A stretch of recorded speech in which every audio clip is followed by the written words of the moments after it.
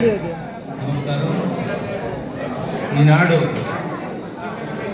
ఎల్లేశ్వరరావు గారి పదవి విరమణ రావడం నాకు చాలా సంతోషంగా ఉంది. ఎందుకంటే మా మిత్రుడు, శ్రేయోభిలాషి, చిన్ననాటి స్నేహితుడు, ఎన్నో అనుభవాలు, ఎన్నో తూర్లు మనం చర్చించుకున్నాం. అయితే ప్రతి వ్యక్తికి పుట్టుక చావు ఎంతో భగవంతుడు నిర్ణయిస్తే, ఇక్కడ మనం ప్రభుత్వంలో పనిచేసేటప్పుడు అపాయింట్మెంట్ అండ్ రిటైర్మెంట్ ముందుగానే నిర్ణయించబడుతుంది. 10 రోజులు అపాయింట్మెంట్, 10 రోజులు రిటైర్మెంట్ ఉంది.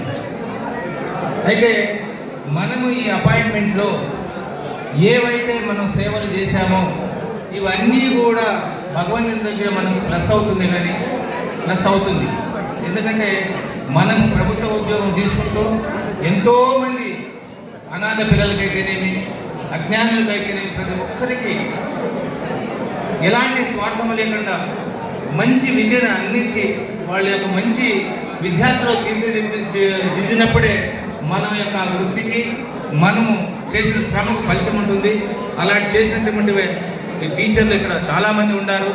చాలామంది రిటైర్డ్ అవుతే ఏ పొజిషన్ ఉన్నారు, రిటైర్మెంట్ ఉన్నారు. అయితే మనం ఏదైతే ప్రభుత్వం దగ్గర నుంచి మనము గుర్తు తీసుకొని మనం సేవ చేశామో అది ఈ రోజుతో మనకు తీరిపోయింది. అయితే ఇప్పుడు నేను మా స్నేహితుడు చెప్పేది ఏంటంటే, సమాజ సేవ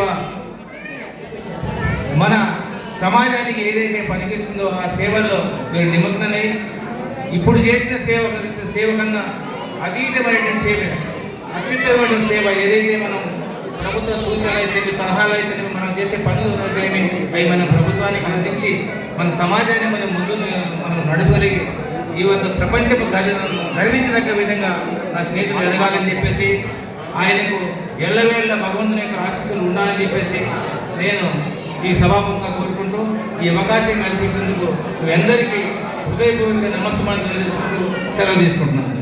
sir, thank you sir. Me classmate మీరు ఎప్పుడు